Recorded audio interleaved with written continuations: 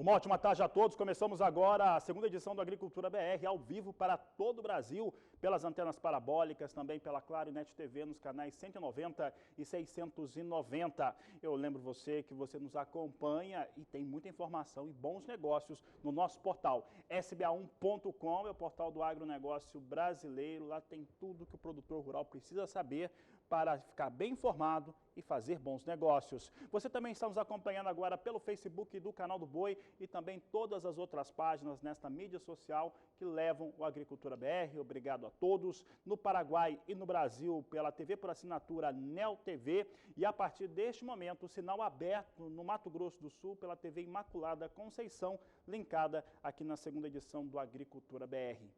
Começa o programa logo falando a respeito de boi gordo e suas altas. Olha, nós temos acompanhado as últimas semanas, e aliás, desde o ano passado, mas principalmente no início agora de 2021, numa situação de não ter gado disponível no mercado brasileiro, não tem gado pronto. E com isso a disputa entre as indústrias frigoríficas fica mais acirrada para conseguirem ter ali escalas de abate. Eu já havia falado na semana passada sobre os valores lá no estado de Minas Gerais, alguns lotes. Eu sempre falo que isso não é a média de preços, são picos de preço que foram praticados nos estados.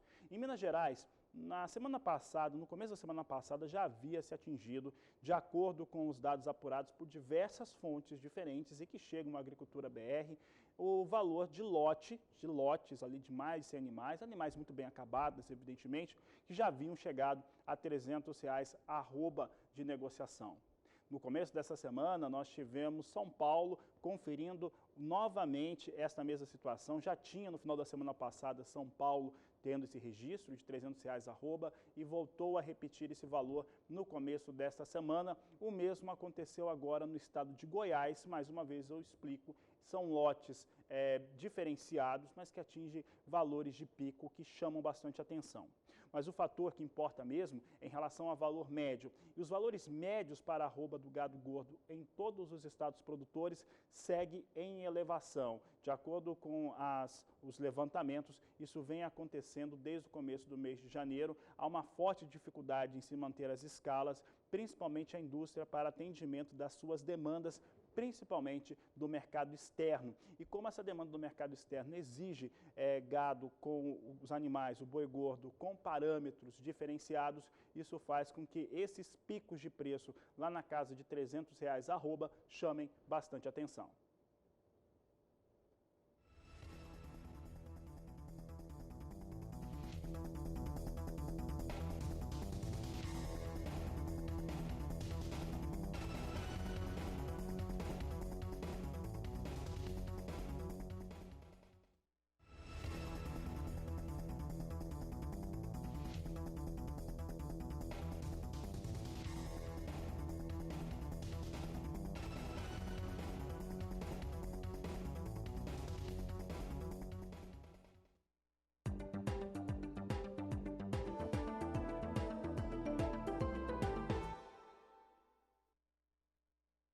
O assunto agora é soja e é milho também. Eu trago os números que foram divulgados pela Agroconsult nesta última quinta-feira, no começo de tarde, num evento importante do Rally da Safra.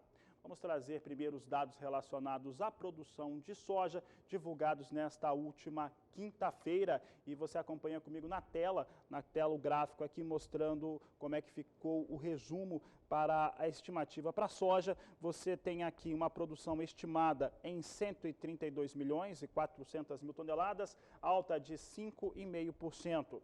Em relação à área ocupada, uma área que cresce 4%, chegando a 38 milhões e 400 mil hectares, impulsionado pela boa rentabilidade no comentário aqui da equipe do Rally da Safra. Produtividade média a 57,4 sacas por hectare, uma elevação de 1,5%. Lembrando que essa safra ela foi semeada mais tarde por conta das questões climáticas que atingiram a maior parte do país, principalmente nos estados produtores de soja, fazendo com que se cultivasse um pouco mais tarde do que aquilo que era esperado. Hoje nós não temos tanta soja colhida aqui no Brasil, é resultado direto, mas por outro lado as chuvas que vieram acabaram compensando, trazendo melhores resultados de produtividade. Sigo falando a respeito desse levantamento apresentado pelo Rally da Safra nesta última quinta-feira. Neste próximo gráfico aqui, nós trazemos aqui a safra de milho, estimada numa produção total em 109 milhões de toneladas, com uma alta de 5,8%. Para a primeira safra, são aguardados aqui pela apuração desta equipe, uma queda de 8,2% na primeira safra, chegando a 25 milhões e 100 mil toneladas. Na segunda safra, 83 milhões e 900 mil toneladas, alta de 10,8%, de acordo com os números apresentados. E ali nós acompanhamos também os números que foram apresentados, esse evento que aconteceu online por mídias sociais e trouxe também as estimativas de exportação para soja e para milho. Nós agora trazemos esses dados aqui, pode colocar na tela, aqui mostrando para a soja uma expectativa de 83 milhões de toneladas, para milho 39 milhões de toneladas. Tem um comentário importante, eu vou falar agora com um dos participantes e responsáveis pelo Rally da Safra, André Debachiani, que vai explicar a questão do milho, né? Porque a questão do milho, você tem ali uma dependência ali de confirmar essa safra, o milho ainda vai para os campos e vai com atraso, porque a soja será colhida com atraso também. É por isso que eu converso agora com André Debachiani, coordenador do Rally da Safra, que fala a respeito desses dados, desses números que eu trouxe agora em resumo, André. Nesse primeiro evento do Rally da Safra que acontece nesse ano de 2021, eu sei que há dificuldades, porque para ir para campo, a questão da pandemia continua. O que vocês esperam para esse Rally 2021, 18º, né, Rally que vai acontecer? Boa tarde, seja bem-vindo. Boa tarde, Fabiano, satisfação falar com vocês novamente. E, de fato, estamos dando a largada para mais uma edição do Rally, uma edição essa que é um pouco diferente, né? Em função da pandemia, a gente teve que fazer uma série de mudanças no formato do projeto para trazer aí segurança para quem está participando. Mas a gente continuou com o projeto, a gente acabou adaptando um pouco da forma de levantamento de dados, a forma que realizamos eventos. Ontem mesmo fizemos um evento online, mas vamos sim continuar levantando essas informações e uma safra importante, uma safra que já começa aí com uma série de questionamentos em relação ao seu potencial produtivo, porque foi um ano de que o Laninha acabou se expressando muito forte e como você mesmo já falou aí, a gente teve um atraso de plantio significativo esse ano. E quando a gente atrasa o plantio da safra, já começa questionamentos em relação ao seu potencial produtivo, sua capacidade de recuperação, algo que reflete tanto na soja quanto no milho também, né? Que, como você mesmo falou, tem um desafio grande aí pela frente para a gente conseguir fazer o plantio dessa área de milho numa janela menor. Eu tenho falado muito, Fabiano, que esse ano a gente tem dois grandes desafios. O primeiro é colher uma safra recorde de soja, 132,4 milhões de toneladas, que é altamente concentrada, ou seja, boa parte dessa soja vai ficar pronta ao mesmo tempo, toda junta, né? E o segundo desafio é a gente conseguir plantar uma área de milho também recorde, estamos falando aí de 14,3 milhões de hectares de área de milho, e novamente numa janela de espaço aí muito curta para o milho. Então o desafio está lançado. André, em relação aos números aqui esperados para o Brasil, na produção de soja e de milho também, nós temos acompanhado, né, primeiramente, uma situação de impacto climático. Esse impacto climático atrasou o cultivo, principalmente no estado do Mato Grosso, que é o maior produtor do Brasil e como estado o maior produtor do mundo também, e também acaba impactando na América Latina de uma maneira geral, principalmente o Uruguai está com perdas muito grandes, e a Argentina, que é um grande player ali de produção. Tanto é que o pessoal fala em perdas na América Latina de 12 milhões de toneladas. Cheguei a conversar com algumas pessoas apontando para isso. Os números hoje, especificamente para o Brasil, pensando no Sul, agora nesse pré-rally, eles vão dando conta que se tiver perdas, acabam sendo compensadas por outros estados? Dá para fazer essa leitura? Então, uma coisa interessante de a gente levar em consideração nessa safra, Fabiano, é que a gente não tem nenhuma situação extrema como a gente teve ano passado no Rio Grande do Sul. Se vocês lembrarem, ano passado o Rio Grande do Sul produziu 36 sacos de média por hectare para soja, uma quebra de mais de 40% em termos de produção. Esse ano, apesar das irregularidades que a gente está vendo, não existe nenhuma quebra generalizada. E isso nos ajuda a falar de um cenário de produção muito mais estável. De fato, a gente tem problemas, né? O atraso no plantio ele traz um pouco de questionamento em relação ao potencial de recuperação dessas lavouras, mas há de se ressaltar, Fabiano, que o clima começou a se regularizar. Na verdade, desde dezembro, a gente tem uma condição climática mais favorável. E agora no campo, que começa a etapa do Rally de Campo agora na semana que vem, a gente vai ter a oportunidade de ver mesmo se essas lavouras estão se recuperando, vamos ver se como é que está a questão do stand de plantas, que é algo que levanta um questionamento grande, vamos conseguir ver a questão de peso, de grão, e o resultado que vai estar saindo das colheitadeiras. Agora, o que eu queria trazer e a sensação que eu queria trazer aqui, o sentimento que eu queria trazer para vocês, é que sim, a gente tem uma safra boa. Apesar do início conturbado, a gente tem estados aí, por exemplo, Goiás e Minas, que demonstram um potencial produtivo muito interessante. O próprio Rio Grande do Sul, que também atrasou o plantio, tem um desenvolvimento de safra bom. O mesmo podemos falar do Nordeste do Brasil.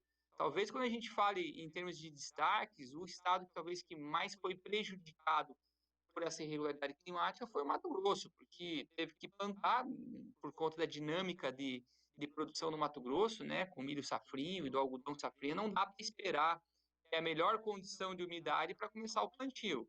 Então, muitos produtores começaram o plantio com uma condição ruim. E as lavouras precoces esse ano são lavouras que estão sofrendo um pouco mais. Mas nessas nossas andanças e conversas com produtores, a gente tem sentido que o ânimo do produtor está mudando um pouco também, porque as condições têm melhorado. Então é importante que a gente está no campo a partir da semana que vem, acompanhando a condição de colheita de cada uma das regiões, para ver quanto que a gente consegue ainda recuperar dessa safra, que é uma safra boa. Não podemos falar mal dessa safra, estamos falando uma safra aí já recorde em termos de produção. André, vou aproveitar aqui e trazer aqui algumas perguntas de telespectadores. Eu escolhi uma aqui especificamente, a gente vai começar a falar de milho agora contigo, mas eu resolvi escolher uma de um pecuarista. Isso chama bastante atenção porque hoje o sistema agroindustrial é muito mais realmente próximo. Hoje se tem essa atenção mesmo a respeito de que cada setor está produzindo. E aqui o Idamar está perguntando, o Idamar de Paula está perguntando a respeito dessa produção aqui no Brasil em 109 milhões de toneladas, que mesmo com uma estimativa como essa, o Idamar está citando aqui, ainda há uma contenção na oferta que faz com que os valores fiquem altos aqui no mercado doméstico. É o resumo aqui do que o Idamar disse. A Agroconsult, o Rally da Safra, está prevendo ali 109 milhões de toneladas de milho, claro que a maior parte concentrada em segunda safra e, como você disse no começo, concentrado numa janela muito menor para plantio.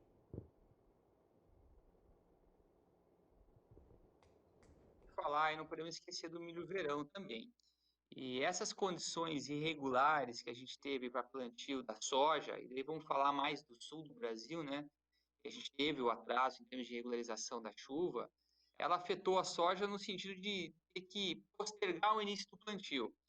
Só que para milho, essa seca, ela acabou pegando em cheio o período aí de pendoamento e enchimento de grão. Então, hoje, a produção de milho verão do Brasil, ela está sendo afetada, sim.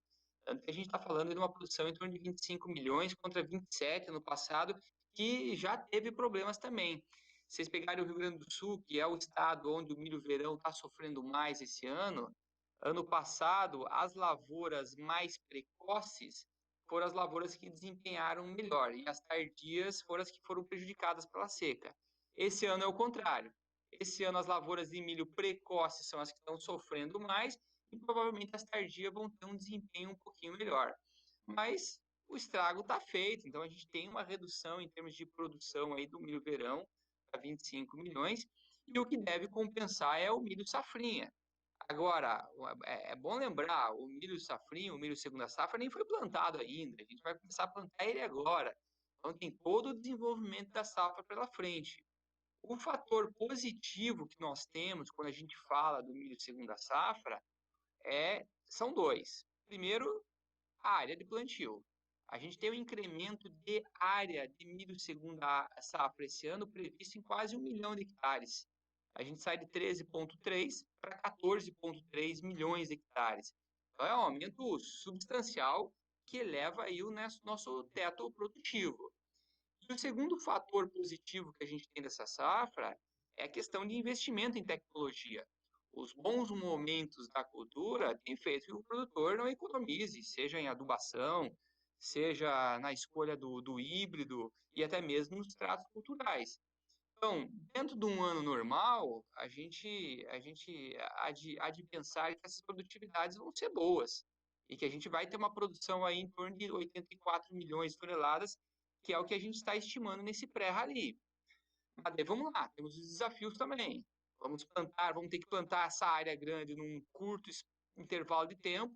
Certamente o plantio vai avançar ao longo do mês de março, principalmente no Mato Grosso e no oeste do Paraná, que são as regiões aí que estão mais atrasadas, e temos todo o desenvolvimento climático.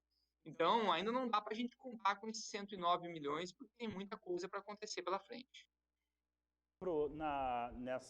Nesse evento de ontem, nesse evento online do Rally da Safra, que se falava, né? Eu até acredito que foi o Pessoa que falava a respeito desse assunto, que dá para fazer uma afirmativa um pouco mais clara em relação às exportações de soja e de milho, talvez não, até por conta dessa questão. Demanda interna também pesa, mas principalmente por conta do desenvolvimento dessa lavoura de milho. Aliás, os números que nós temos aqui são 83 milhões de toneladas para soja, 39 milhões de toneladas para milho, André.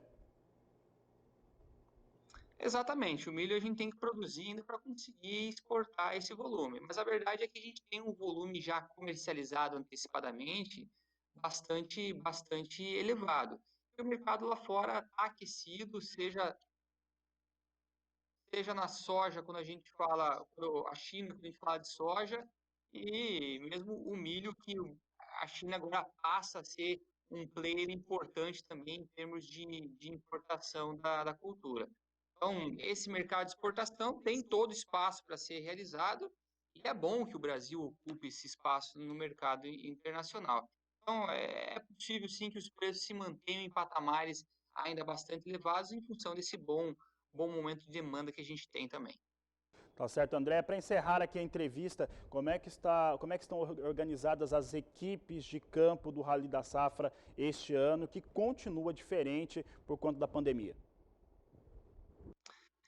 Então, a gente está indo para campo agora na segunda-feira com todo um protocolo de saúde já elaborado e todo um plano de prevenção também e de ação à Covid. Nossas equipes antes, que eram formadas de 4, 5 carros, a gente andava em caravana pelo Brasil, mudou bastante. Agora, cada equipe é um carro formado ali de 3 pessoas que vão fazer exclusivamente trabalho de campo, ou seja, toda aquela aglomeração gostosa que a gente tinha antes com produtores, que a gente fazia visitas às fazendas, realizava os eventos.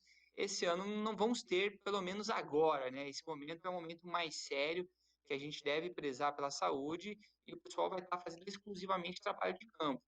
Uma vez que o cenário mude, a gente começa a realizar visitas a produtores, a gente deve ter equipes exclusivas para isso, devemos voltar a realizar também os eventos presenciais, mas esse é um cenário que a gente planeja muito mais lá para maio, junho, e não agora, e a gente vai ter que acompanhar essas situações. Enquanto tudo isso não ocorre, a gente está lançando mão esse ano de um projeto de comunicação muito intenso. Então, a gente lançou ontem aqui a TV Rally da Safra, que na verdade é uma produção de material que vai ser reproduzido por meio das redes sociais, além de uma série de outros projetos de comunicação que a gente está abrindo mão para que quem esteja nos seguindo tenha a sensação do pessoal que está viajando lá nas equipes do Rally, com informações sobre como está a safra e com informações sobre o agro como um todo, né? Durante essa nossa viagem, a gente tem a oportunidade de discutir uma série de assuntos seja no carro mesmo que a gente está viajando ou nas reuniões com os produtores. A gente quer manter essa dinâmica aí de debater esses assuntos, mas agora de modo virtual, né, por meio das nossas redes e uma série de projetos que a gente tem. Então, convido todo mundo aí a acompanhar o Rally por meio das redes sociais, que vai ter muita informação aí de qualidade para vocês. Tá certo, André Debastiani. Obrigado pela participação aqui no Agricultura BR, no canal do Boi. Boa tarde.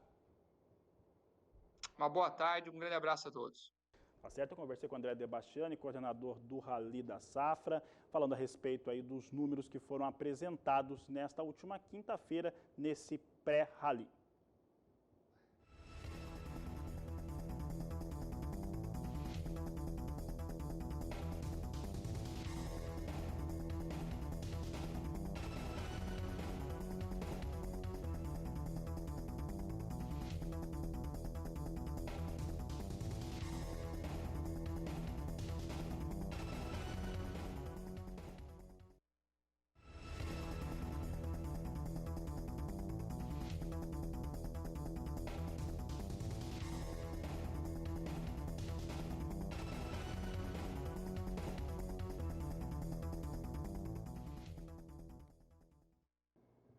Essa semana foi mais curta lá nos Estados Unidos, teve feriado na segunda-feira, dia de Martin Luther King. Com isso, o relatório de vendas e exportações, que tradicionalmente é apresentado na quinta-feira, foi apresentado nesta sexta-feira e trouxe um volume de vendas muito bom, muito intenso para a semana encerrada no dia 14 de janeiro para os exportadores norte-americanos de soja, que totalizaram 1.810.000 toneladas vendidas para os mais variados destinos, o principal deles, China, que passou de 800.000 toneladas, é o que você confere comigo na tela agora. Nós trazemos aqui as vendas semanais de soja dos Estados Unidos, na semana encerrada em 14 de janeiro. Volume, como eu disse, 1.818.000 toneladas. Para a China, foram vendidas 864.100 toneladas, é o principal destino dessa soja norte-americana vendida na semana citada aqui por nós. E olha só, a safra norte-americana, que já teve aquela correção semana passada,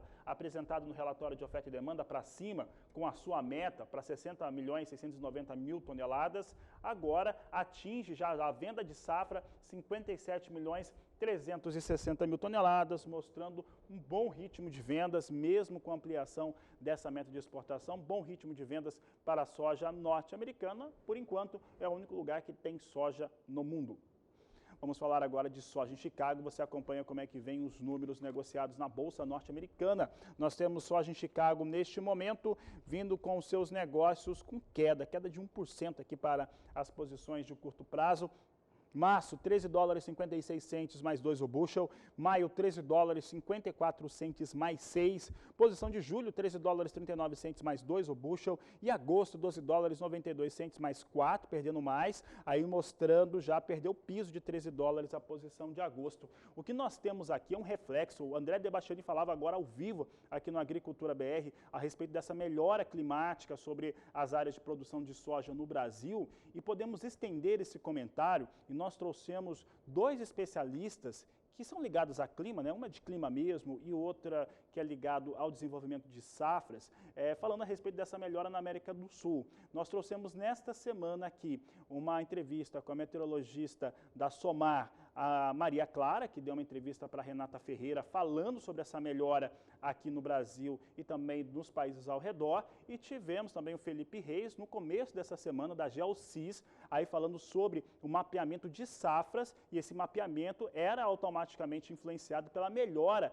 das chuvas lá na Argentina. E está chovendo muito na Argentina. Essa questão é muito importante. Chove muito na Argentina e o mercado, principalmente aí os fundos de investimentos que atuam na Bolsa de Chicago com soja e milho, acreditam que as perdas na Argentina talvez não sejam tão intensas como estava se prevendo inicialmente. Nós trazemos os dados da Argentina o tempo todo porque é importante nesse momento para o balanço aí do mercado internacional da soja. Mesmo assim, mesmo com a Argentina não produzindo um pouco mais, ainda assim a demanda por soja realmente é maior que a oferta. Vamos dar uma olhada no dólar agora. Dólar comercial é o que você acompanha comigo aqui na tela. Nós temos aqui a venda para dólar a R$ 5,44, alta expressiva de 1,42% para a moeda norte-americana. É o que nós vamos trazendo agora. Eu acabei não trazendo alguns dados da alfândega chinesa. Daqui a pouco eu falo sobre soja na China, só para conversar aqui com a minha equipe. Daqui a pouco eu falo sobre as compras que a China fez de soja. Chegaram a 100.330.000 toneladas, mas o que está me impressionando agora mesmo, o Pulga já está pronto para entrar comigo, é essa alta para o dólar. Dólar comercial dando uma disparada nesta sexta-feira. Pulga, como é que vem o movimento do mercado financeiro? Boa tarde, seja bem-vindo. Boa tarde a você, boa tarde a todos. Olha, de fato, uma disparada surpreendente para o dólar, e isso tem a ver com o que ocorre muito fora do Brasil. Bom, você lembrava bem, agora há pouco, a R$ 5,44, o dólar tinha alta de 1,42%.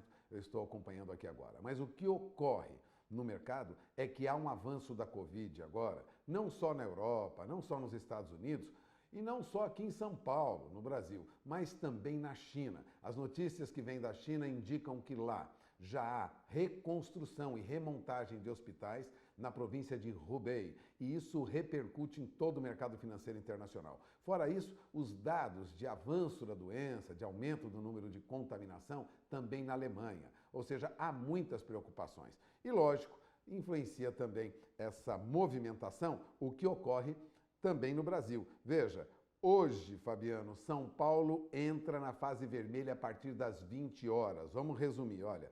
Bares, restaurantes e comércio não essencial fecham hoje e em todos os fins de semana e também nos feriados, segunda-feira, aniversário de São Paulo, dia 25 de janeiro, também no feriado, permanecerão fechados. O governo de São Paulo decidiu endurecer a quarentena devido ao agravamento da Covid aqui no estado. A partir desta sexta-feira, às 20 horas, repito, a fase vermelha vale para todas as cidades, inclusive cidades do interior de São Paulo, viu?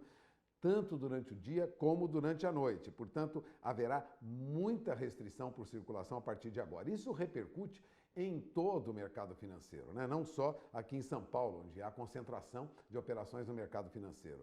Então, qual é a decisão, né? A medida, ela é forte, mas ela é resultado do seguinte: só nos 21 dias do ano, né? Vamos considerar os 21 primeiros dias do ano, o aumento do número de casos em São Paulo foi de 42%. E morreram 39% mais pessoas do que de dezembro, ocorreu em dezembro. Portanto, há uma grande preocupação do governo de São Paulo com isso. Isso repercute também no mercado de bolsa, viu? A nossa bolsa agora há pouco rasava fundo, né? Vinha lá embaixo, Fabiano, 116 mil pontos. E agora há pouco ela operava na faixa de 117 mil pontos, com alguma recuperação depois de rasar fundo lá embaixo. Nosso índice Bovespa desabou, chegou aos 117 mil pontos e agora a expectativa é de que termine hoje abaixo de 118 mil pontos. Resumindo, a situação se agrava em São Paulo, o mercado financeiro entra com estresse nesse momento, há agravamento do avanço da Covid fora do país, as bolsas na Ásia já vinham em queda nesta madrugada, na Europa já abriram em queda logo pela manhã, devem fechar em queda daqui a pouco, ou seja, não há um movimento positivo e a expectativa não é boa. É uma sexta-feira de notícias ruins, não só no Brasil, como fora do Brasil também. Por isso, esse movimento negativo no mercado de bolsa. Para se ter uma ideia, agora a bolsa volta aos 116.790 pontos. Tome nota, a queda na nossa bolsa é de 1,29%. Fabiana, a situação é bem complicada mesmo. Eu tenho a impressão que nós vamos ter uma sexta-feira difícil. É com você. Tá certo, o Walter Pulga aí, né, trazendo, né, esse impacto, ele vem para cima, principalmente aqui para nós que acompanhamos a moeda norte-americana, o câmbio aqui no Brasil influencia as exportações, o impacto é direto sobre a alta do dólar. Volto a falar de soja agora, e agora eu trago destaque para os números da China. O Departamento de Alfândegas daquele país trouxe um balanço geral sobre as exportações em 2020 da China. Nós já trouxemos aqui, acho que na primeira semana do mês de janeiro, nós trazíamos um outro órgão da China que falou a respeito dos números de importação deles. Agora sim nós trazemos as compras totais da China, de acordo com esse Departamento de Alfândegas, que é a entrada de todo o produto naquele país. No caso da soja, foram 100.330.000 toneladas da oleaginosa adquiridos pelos chineses, é o que você confere no gráfico comigo agora. Olha só, volume, como eu disse, 100.330.000 toneladas, uma alta frente ao ano de 2019 de 13,35%. O investimento ou despesa feita pelas tradings que operam na China foram de 39.530.000.000 de dólares, pesada a China comprando muita soja no ano passado. Esse número, inclusive, ele é maior. Esse número, inclusive, ele é maior do que aquele que foi divulgado pelo Departamento de Agricultura dos Estados Unidos em relação às importações chinesas nesse último ano. Sigo falando agora de soja, mas agora a referência dos valores negociados nos portos brasileiros. Eu trago aqui Porto de Santos e Paranaguá, apuração da Grãos Corretora. Nós temos valores idênticos nos dois portos, a R$ 164,50 a saca de 60 quilos para entrega no mês de março de 2021. Portanto, o Grãos Corretora aí trazendo valores de referência para a soja no porto. A seguir, o Agricultura BR fala do milho. Vamos trazer destaques em relação a operações aqui no Brasil. Você vai saber também que a China aumentou muito também a sua importação, a sua compra de milho no cenário internacional no último ano e muito mais daqui a pouco, depois do intervalo. E o verão tem se mostrado chuvoso no estado do Paraná, com recuperação de algumas áreas de lavouras que estavam bastante castigadas pela baixa umidade de solo. É o que nós vamos conferir na reportagem de Mauro Andrade. Historicamente, o verão é a estação chuvosa aqui no Paraná. Altas temperaturas, normais para esta época do ano, ocasionam chuvas intensas e, em alguns casos extremos, granizo e temporais. Nós vamos conversar com Everly Moraes, ela é agrometeorologista do Instituto de Desenvolvimento Rural, para saber o que esperar do clima neste verão. A previsão climática para esse verão no Paraná, inclusive aqui no norte do Paraná também, é chuva dentro da normal climatológica. A gente passou por um período de estiagem em todo o ano de 2020 e as previsões climáticas agora são otimistas, que vai chover dentro da normal climatológica para cada região. A gente vinha com aquele período seco, muito intenso no final do ano passado, inclusive atrasou a semeadura do soja, que é a principal cultura aqui na região e em todo o Paraná também. Atrasou, foi plantado lá no final de novembro, mas finalmente a chuva chegou, né, nesse fim de ano e agora restabeleceu bem com essas chuvas nos últimos dias. Então supriu o déficit hídrico e a soja está muito bem, está no campo, essa condição é muito boa, esse abastecimento de água no solo foi muito bom. Então a expectativa são boas, é que a soja se desenvolva normalmente ao longo do ciclo, com essa chuva agora nessa fase que seria crítica, né, se faltasse água, que é o florescimento e começando a encher os grãos, então é muito bom. Então todo o Paraná tem chovido bem, não só aqui em Londrina, então está sendo muito bom para a agricultura, em especial para a soja. De Londrina, no Paraná, Mauro Andrade.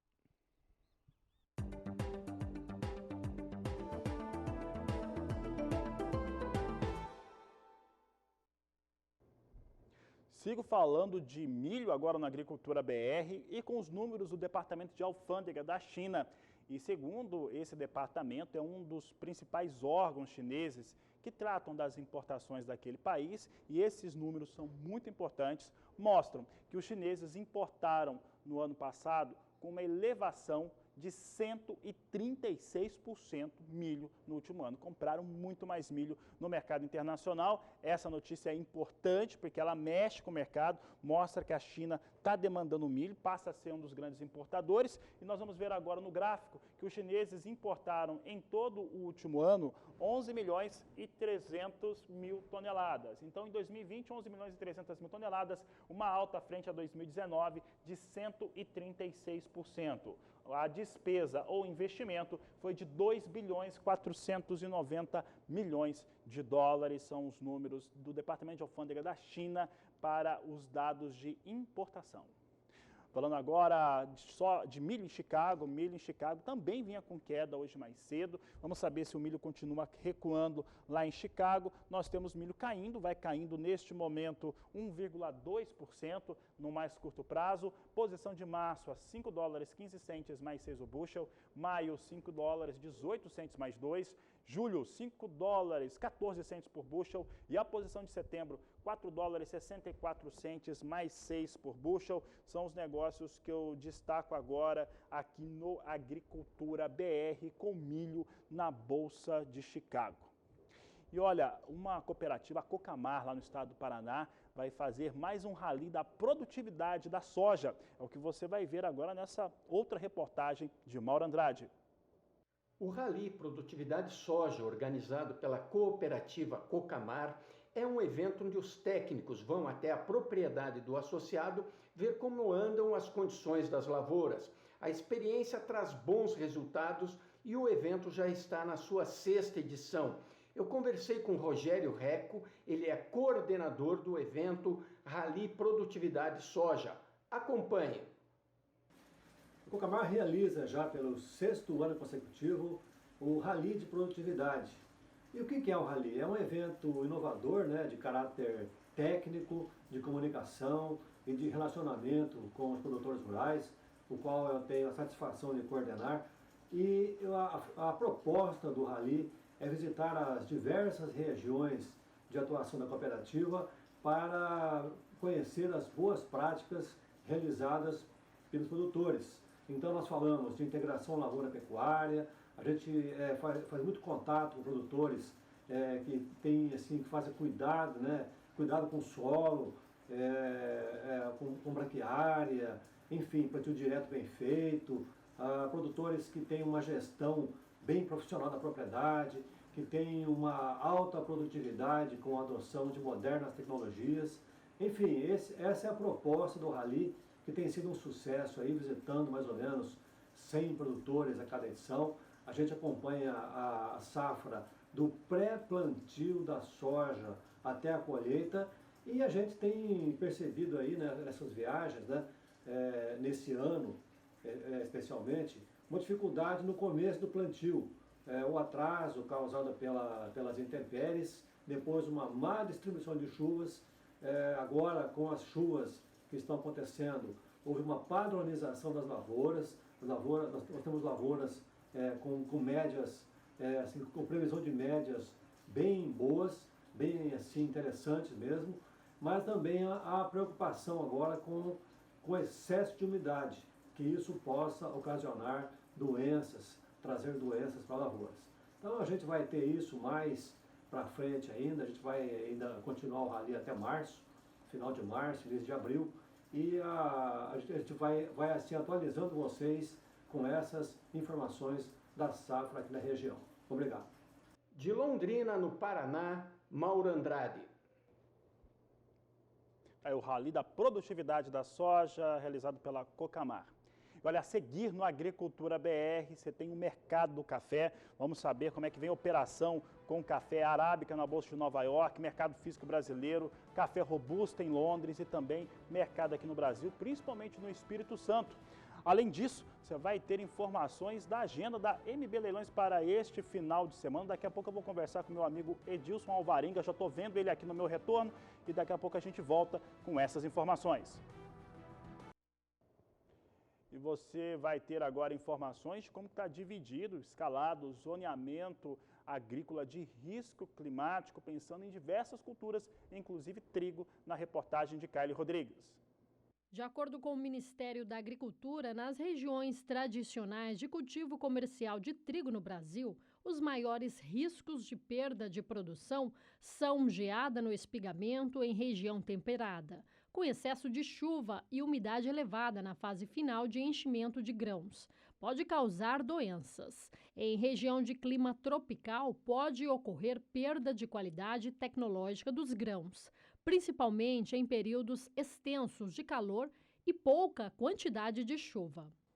A atualização desta ZARC de trigo considerou demandas propostas pelo setor produtivo ao longo do ano de 2020 e envolveram basicamente a inclusão dos solos tipo 1 e a reanálise dos períodos de semeadura de municípios do norte do Paraná e sul do estado de São Paulo, além de prospecção de novas áreas para a produção de trigo em região tropical, especialmente nos estados de Minas Gerais, Goiás e Bahia, que vem se configurando como um novo polo de expansão da cultura. 10 estados brasileiros estão contemplados nesta ZARC de trigo: Rio Grande do Sul, Santa Catarina, Paraná, São Paulo, Mato Grosso do Sul, Goiás, Distrito Federal e Minas Gerais, para o sistema de sequeiros. Para a produção de trigo por sistemas de irrigação, foram definidos os estados de São Paulo, Mato Grosso do Sul, Goiás, Distrito Federal, Minas Gerais, Mato Grosso e Bahia. Os maiores produtores de trigo do país são Rio Grande do Sul e Paraná, responsáveis em torno de 85,8% da produção nacional, conforme dados da Conab, divulgados em dezembro de 2020. A produção nacional estimada é de mais de 6 milhões de toneladas. Nas principais regiões produtoras, a nova safra 2020-21 tem plantio começando em abril-maio, com a colheita correndo no decorrer do segundo semestre de 2021. De Campo Grande, Kaile Rodrigues.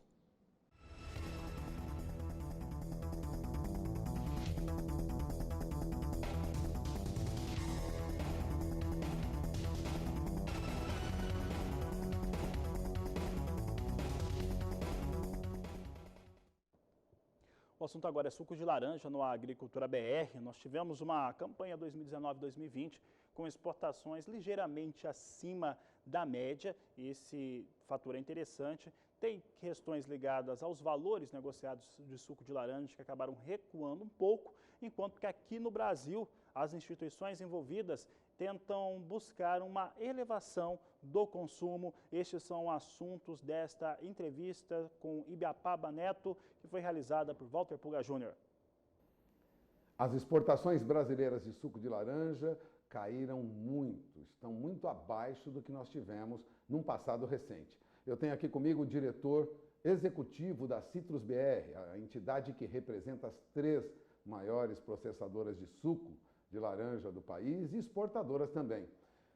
Ibiapaba, agradeço aí a sua atenção. Vamos explicar o que está ocorrendo por conta qual o motivo, na verdade, que estaria provocando essa queda nas nossas exportações, já que elas sempre foram muito grandes, né? Olha, Puga, primeiro, obrigado aí pela oportunidade. Bem, o que a gente está vendo agora, na verdade, é um reflexo de uma conjuntura, né? O primeiro ponto que a gente tem que esclarecer aqui é o seguinte: exportação não é venda. Primeiro você exporta o produto e aí depois você faz a venda dele no mercado internacional. Então, o que acontece? Na safra passada, na safra 2019-2020, as exportações foram muito acima da média. Por quê? Primeiro porque você teve uma safra muito grande, foi uma safra de 386 milhões de caixas, então uma safra muito robusta, e os estoques brasileiros de suco de laranja no exterior, onde a gente faz a venda do suco, estavam muito baixos. Então, por um lado, havia a necessidade de você liberar espaço aqui do suco conforme a safra, ela ia sendo processada, você tem que transferir esse estoque para o exterior e, ao mesmo tempo, repor estoques. Então, o que a gente está vendo nesse ano é exatamente o movimento oposto. Por um lado, nós temos uma safra bem menor, cerca de 30% menor do que foi o ano passado, e estoques que já foram recompostos. Então, a gente tem uma necessidade menor de movimentação de estoque para o exterior. Tudo isso junto faz com que a gente tenha essa redução que foi apontada aí pela reportagem de vocês. Bom, nós tivemos uma queda de quase 36% também no faturamento. Não foi só o volume exportado que caiu, mais de 23%, mas o faturamento também caiu e caiu muito mais. O preço do suco recuou no mercado internacional? Olha, Puga, isso também é decorrência do que a gente viu. Cada vez que a gente tem aí uma oferta, um pouco maior no mercado, isso é de certa forma precificado. Então, quando a gente olha o que a gente tem de estrutura, e sempre aqui a gente fazendo essa colocação de que a gente está olhando sempre para o espelho retrovisor, olhando o que já aconteceu, a leitura que a gente pode fazer é que o mercado, de certa forma, precificou esses estoques que foram aumentados em relação à safra anterior, né? E isso, de certa forma, foi refletido aí nesses preços reportados pela Secretaria de Comércio Exterior.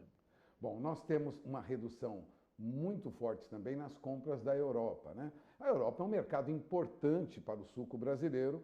Agora eu pergunto, a Europa não demandou suco durante a pandemia? Ou seja, só os estoques é que fizeram com que caíssem as nossas exportações? Ou o consumo também caiu lá fora? Olha, Puga, a gente não pode misturar os conceitos, né? O fato de você ter exportado menos num período não quer dizer necessariamente que você esteja vendendo menos suco lá. Por quê? Mais uma vez, quando a gente compara os dois períodos, a gente teve, nesta mesma época, no ano passado, quando a gente estava em janeiro de 2020, neste momento, as exportações de suco, elas estavam 50% acima do período anterior. Então, naquela época também havia um certo frenesi, falando, nossa, mas o mundo está demandando tudo isso de suco. Não, é que você tinha uma necessidade de movimentação de estoque. Então, a gente não pode confundir o conceito de movimentação de estoque, exportação, com venda. O que a gente tem visto? A gente tem visto que a demanda de suco de laranja, no geral, ela tem sido boa. Todos os dados do mercado americano, por exemplo, apontam que o consumo no varejo ele está acima do período pré-pandemia. Na Europa, apesar de não existirem estudos tão concretos quanto existe nos Estados Unidos, por meio do Instituto Nielsen, a gente também percebe que o varejo ele tem puxado um pouco mais do que no período pré-pandemia. Claro, você tem nesse meio tempo o setor de food service, que é tudo aquilo que você consome fora de casa, e nesse ponto a gente tem sim uma retração, mas uma pela outra. A gente vê que este período de pandemia, ele tem sido levemente positivo para o setor de suco de laranja. Agora, mais uma vez, a gente não pode confundir o que é exportação e movimentação de estoque com o que é a venda efetiva nos terminais das empresas associadas à Citrus BR. Bom, bem explicado, fica claro, movimentação de estoque, mercado demanda um pouco mais. E aí vamos lembrar um assunto já de alguns anos, a Citrus BR tem estimulado campanhas, principalmente na Europa, para aumento do consumo de suco de laranja. Já temos alguns resultados dessa campanha ou a pandemia atrapalhou esse trabalho, Ibiapaba? Não, de fato, a gente concluiu agora, a gente está concluindo agora, na verdade, uma última ação, Puga. Ela era para ter terminado em dezembro, mas ela acabou se estendendo um pouco agora até janeiro, então acredito que mais algumas semanas ela deve ser concluída, em que a gente está trabalhando alguns conceitos relacionados à imunidade relacionada com suco de laranja, chegando a mensagem aí até um projeto piloto bastante audacioso aí que a gente está fazendo junto com a nossa contraparte europeia, a Associação Europeia de Sucos de Frutas, em que a gente está fazendo alguns testes para ver como é que essas mensagens elas chegam aos consumidores, né? Então, a gente não tem o dado final disso. A outra campanha que a gente vinha tocando antes dessa segunda fase, ela foi finalizada e deu origem a esse novo projeto. E agora a gente está, obviamente, pensando com o que a gente pode fazer para o futuro, mas primeiro a gente tem que olhar esses resultados. É importante a gente frisar que a campanha anterior ela era voltada para um público mais específico, profissionais de saúde, e teve um resultado muito bom no sentido de ampliar o conhecimento de quem faz a recomendação nutricional sobre os benefícios do suco de laranja, então isso foi muito bom. Diversos estudos científicos foram apresentados mostrando a importância do suco de laranja numa alimentação saudável, e agora a gente está vendo como é que a gente faz para levar essa mensagem para o consumidor final, que no final das contas é quem paga a conta desse setor inteiro. Bom, você acaba de ouvir aí Ibiapaba Neto, ele é diretor executivo da Citrus BR. O Brasil continua lutando junto ao consumidor, junto aos profissionais de saúde, notadamente na Europa, para implementar o consumo de suco. Agora, a concorrência, Ibiapaba, com outros sucos no mercado é muito grande hoje, não? Ela é enorme, né, Pulga? Assim, a gente tem hoje em dia não só as concorrências locais, então nos Estados Unidos a gente tem a Flórida, que obviamente é o nosso maior concorrente, a gente tem o México, que como origem, como país também produtor de suco de laranja, tomou um monte de mercado do suco de laranja brasileiro.